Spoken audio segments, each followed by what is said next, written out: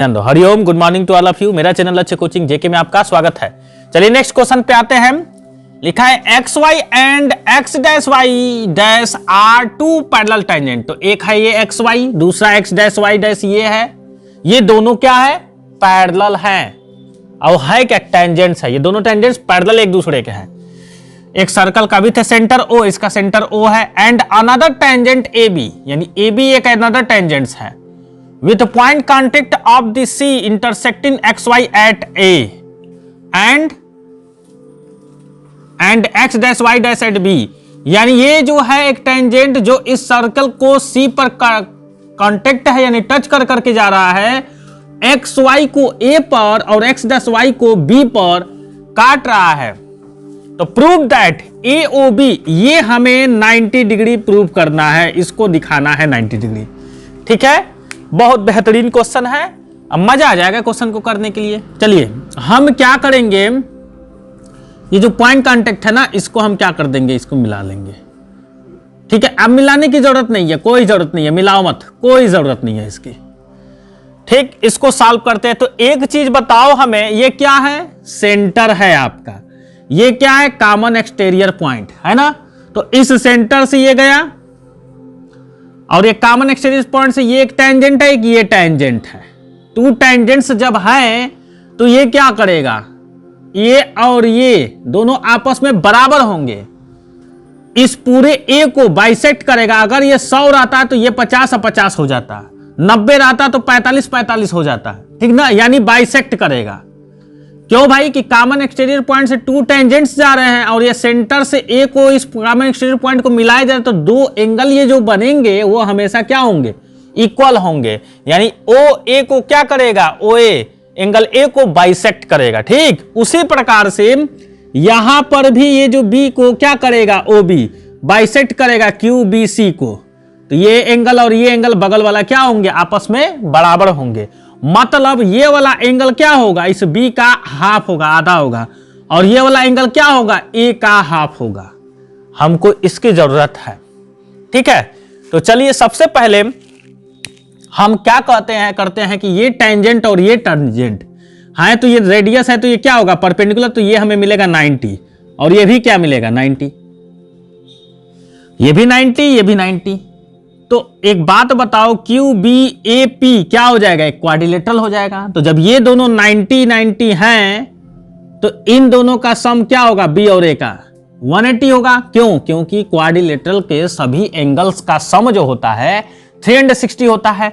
तो पहले तो एक 90 ये दिया है, दूसरा ये 90 दिया है, और तीसरा ए प्लस बी बराबर 360। आप जानते हो क्वाड्रिलेटरल की प्रॉपर्टी से, ये 180 हो जाएगा। उधर ले जाओगे तो angle A plus angle B क्या हो जाएगा?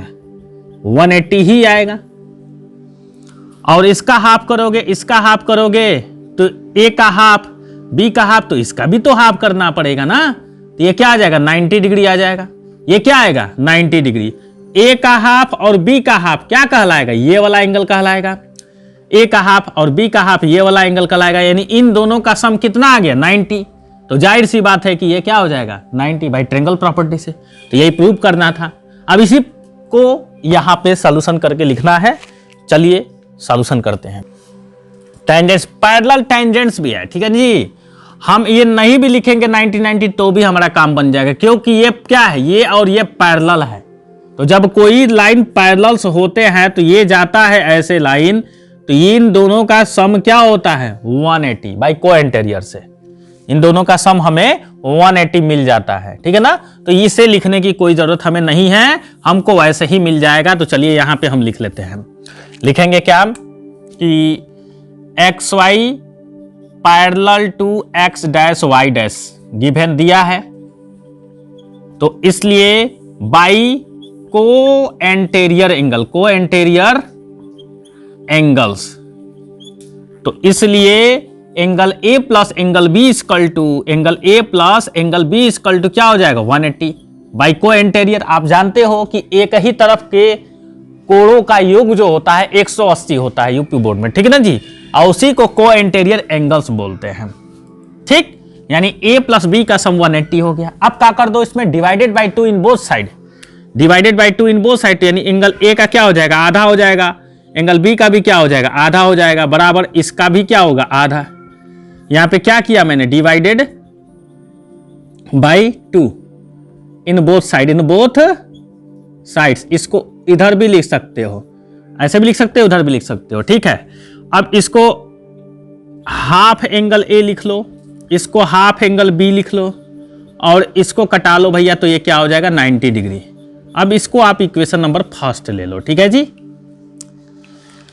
चलिए अब देखिए ये क्या है भैया, अभी मैंने आपको समझाया कॉमन एक्सटीरियर पॉइंट है किस टेंजेंट के लिए, पीए और पीसी के लिए। ये भैया देखो ये टेंजेंट्स है ना, तो ये पूरा ए भी टेंजेंट है, एक्स वाई है, तो इसी का पार्ट पीए और पीसी टेंजेंट का लाएगा, और जो उसके लिए कॉमन एक पॉइंट ए है, इसलिए सेंटर से ये ए पर मिल रहा है, तो इसलिए क्या कर देगा ये दोनों को, बाइसेक्ट।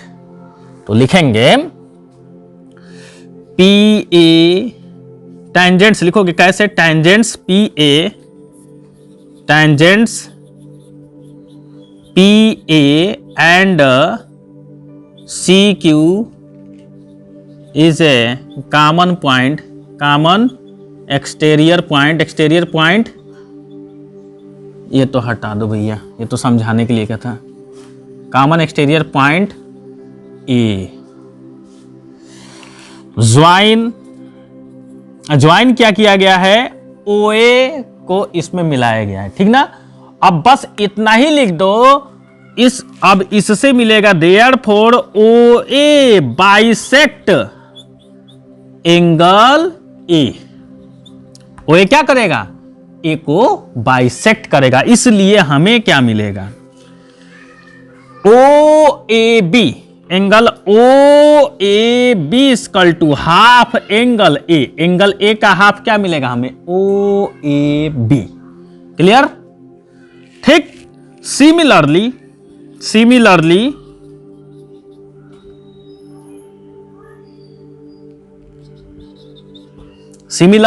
क्या मिलेगा, वही चीज लिखेंगे, टेंजेंट्स इसी प्रकार से CB एक टेंजेंट है, QB भी टेंजेंट है, CB एंड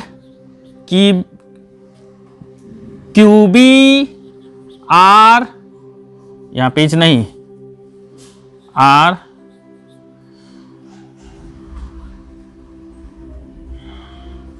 हाँ, तो लिखेंगे CB and QB, tangent CB and QB are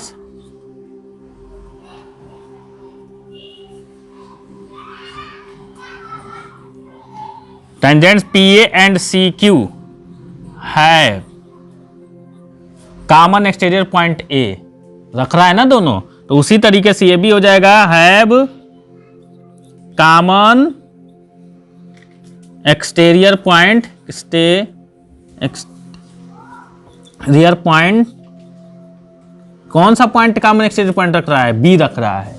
तो जब ये A रखा और ये क्या रखा, B रखा, तो जिस प्रकार से ये हाफ हुआ तो उसी प्रकार से इसमें भी होगा। तो इसमें हम किसको लेंगे, CBO को लेंगे। हम क्या लेंगे, CBO। तो पहले क्या लिखेंगे, OB बाइसेक्ट एंगल CBQ, इसलिए OB बाइसेक्ट एंगल CBQ, इसलिए हमें क्या मिलेगा, angle COB equal to half angle B, या फिर इसको एक और लिख लो, इसको भी एक और लिख लो, CBO है, तो CBO को पूरा क्या लिख सकते हो, ABO बराबर हाफ एंगल B। उसी प्रकार से OAC को OAB भी लिखा, तो यहां पे चलो भाई ठीक है, यहां पे OAB भी लिख दिया तो और अच्छी बात है, C लिख दिया तो भी कोई बात नहीं है।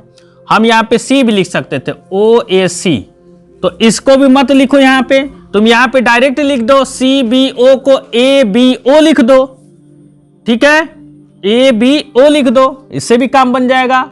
अब क्या करिए, यहां पे ध्यान दीजिए, ये हाफ एंगल ये है और ये हाफ एंगल ये है, तो इसके जगह पर ये लिख देंगे और इसके जगह पर, ठीक। और यहां पे देखो एक मिस्टेक ये हुआ है कि PA टेंजेंट है और एक CA होगा, हम CQ लिख दिया यहां पे तो CA हो जाएगा, इसको आप सही कर लीजिएगा। PA और CA, PA ना है भैया और CA है ना, ठीक। चलिए इसमें देखिए मैंने लिखा है CBQ, तो आप सोच रहे हैं कि यहां पर A लिखा तो यहां पर CBQ लिखा। अरे भाई आप CBQ को आप B भी यहां पर लिख सकते हैं, लिख दो भैया, चलो अगर जो ज्यादा तकलीफ है तो लिख दो B, ठीक। B लिख दिए और ये बाइसेक्टर हो गया, ये चीज तो मैंने बताया। अब हाफ एंगल A यानी एंगल A का आधा बराबर है, तो लिखेंगे क्या, फ्रॉम इक्वेशन नंबर फर्स्ट, ठीक है। तो अब फर्स्ट में इसके जगह पर हम ये रख लेंगे।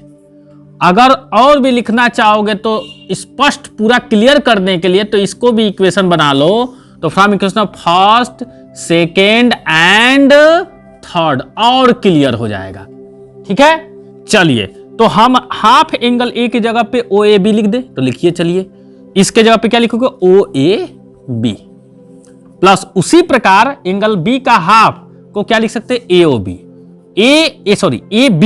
ABO बराबर क्या हो जाएगा भैया, 90 डिग्री। अब इसका एक अलग से नाम लिख लो, इक्वेशन नंबर 4, ठीक। अब आ जाओ इस ट्रेंगल में AOB, तो AOB एक ट्रेंगल है, तो लिखेंगे in triangle AOB by triangle property आपको मालूम होगा। तो ट्रेंगल प्रॉपर्टी क्या होता है, ट्रेंगल प्रॉपर्टी ये होता है कि ट्रेंगल के तीनों एंगल का सम कितना होता है, 180 होता है। तो चलो भैया लिखते हैं OAB, angle OAB plus angle ABO, ये मैंने एंगल लिख लिया और ये एंगल लिख लिया, और प्लस ये AOB प्लस एंगल AOB। आपको मालूम है कि तीनों एंगल का सम क्या होता है, 180। और एक बात बताइए, ये वाला ये पूरा है ना, देखो मिल रहा है ना ये, तो जब ये इसके ठीक मिल रहा है तो इसकी पूरी की वैल्यू क्या है, 90, तो इस पूरे के जगह पे क्या रख देंगे, 90 डिग्री। तो लिखेंगे क्या, फ्रॉम इक्वेशन नंबर 4, कौन से इक्वेशन से, 4 से, तो फ्रॉम इक्वेशन नंबर 4, तो इसमें रख लो भैया इसके जगह पे 90, तो 90 रख लो भैया, तो ये क्या हो जाएगा, एंगल AOB बराबर 180।